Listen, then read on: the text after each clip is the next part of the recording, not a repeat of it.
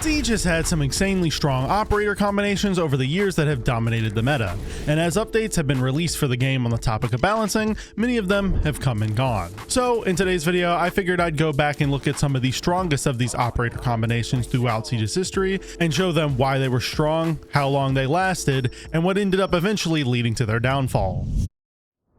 Starting off with the infamous Jackal and Blackbeard combo that thrived between Year 2 Season 3 and Year 3 Season 2. The Jackal and Blackbeard combo may seem unconventional, especially in today's standards, but trust me, this used to be absolutely insane. You could use Jackal's goggles to track a roamer, and then use Blackbeard with his old gun shields with 60 HP to hunt down the tracked roamers. This put the roamer in a really bad situation because they had to take a gunfight against an operator who could tank 2 headshots and keep pushing, or just fall back, which would give the attackers free space quickly.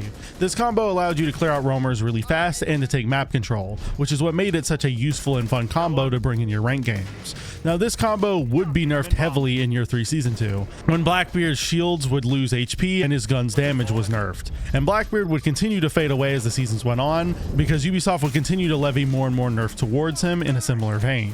But in this period, he was an absolute menace, especially when you combined him with a Jackal to hunt down those roamers. Now our next strong combo dominated for a way longer period of time, and that was the Glaz and Ying combo, which dominated all the way from Year 3 Season 1 to the middle of Year 4. This strategy to bring these two operators together is even strong today. However, it used to be even better between early Year 3 and mid Year 4. This is because during this period, Glaz's scopes didn't have the requirement of standing still, which made his gadget much more effective for aggressive plays, and Ying's gadget detonated much faster. This combined to make the perfect storm to allow the attack to execute onto a bomb site, and it was so common that Glaz was picked almost every round. People could even decide to throw a shield in the mix like Montaigne, smoke off the bomb site and spam candelas, use Glaz to cover, and then have Montaigne plant backwards in the smoke. This was really hard to counter since Glaz could get aggressive and peek you through the smoke, and also Warden and Wamai did not exist. So your only hope was that your Jaeger ADSs caught the smokes and the candelas, or that you could get a nitro cell or one of Smoke's toxic babes into the position the attackers were planting in. If that was unsuccessful, then this strategy could steamroll through pretty much any defensive setup and get a plant down within the first minute of the round. However, Ubisoft would end up basically killing this strategy in Year 4 Season 2 when they would release their Glaz rework to counter it. This rework basically required Glaz to stand still for a short duration to get his thermal capabilities to kick in his scope. And as we know, in Siege, standing still is a death sentence. It allows enemies to potentially get a free headshot in you, and in the case of Glaz, this could now happen through your smoke while you were trying to use your scope. This just killed Glaz immediately, and the release of Warden all but solidified Glaz as a niche operator going forward, so this strategy kind of faded into the background. Another extremely infamous operator combo in this video is old Lesion and Ela, which both dominated between Year 2 Season 3 and Year 3 Season 1. Lesion and Ela were both infamous in the era they were released because they were absolutely overpowered.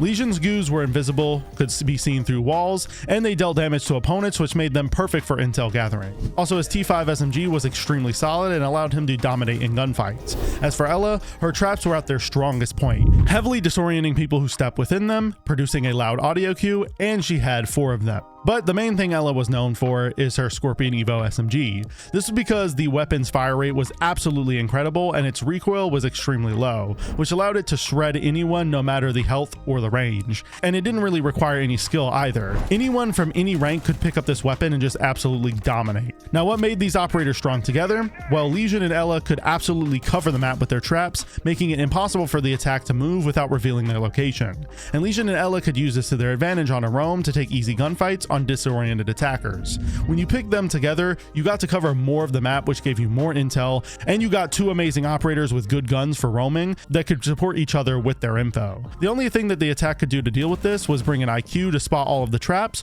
or just hope to get lucky in a gunfight. Outside of that, they were held to the mercy of the defense. Now this strategy would be slowly dwindled over time, with Ela's weapons slowly being nerfed to obscurity, and with Lesion receiving major nerfs as well. This combined with other operators that we're going to discuss later in this video coming up into the meta kind of caused people to slowly stop picking these operators for others available in Team Rainbow. And our next operator combo revolves around 3 operators that many of you will likely not be surprised by being in this video, and that is Lion, Jackal, and Blitz. Throughout the entirety of Year 3, Lion was a dominant powerhouse due to his gadget, the E1D, giving his entire team wall hacks. He was definitely the strongest operator Siege had ever seen, and so it's no surprise that we're mentioning him in this video. But who is he being used along with? Well, throughout the entirety of Year 3, it wasn't uncommon to see a Lion, Jackal, and a Blitz. This is because Lion forced every defender to stand still. Jackal could track operators, meaning no matter what they did, their location would be revealed, and then Blitz could hunt them down and use his flash shield to get an easy pick. This triple combo was a roam clearing masterpiece, and it made it pretty much impossible to play off site without immediately being hunted down by the entire attacking team. Also, at the time, there were not really any counters to this strategy, so people really just had to deal with it until Lion got nerfed in Year 4. This nerf would completely gut this strategy because it would change Lion's gadget from giving wall hacks to the entire team to rather repeatedly pinging moving defenders during the duration of his scan.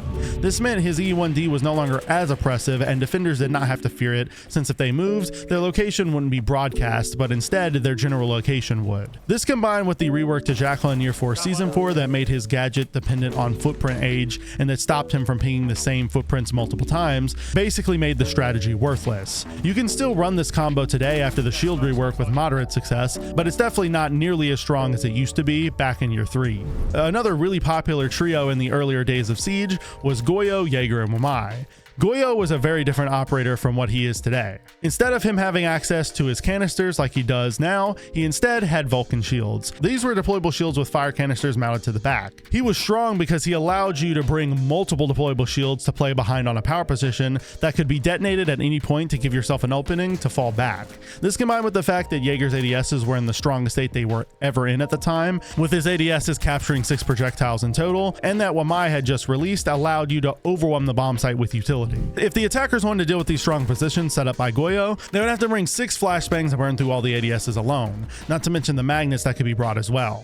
This took time and coordination, which in ranked was a high expectation.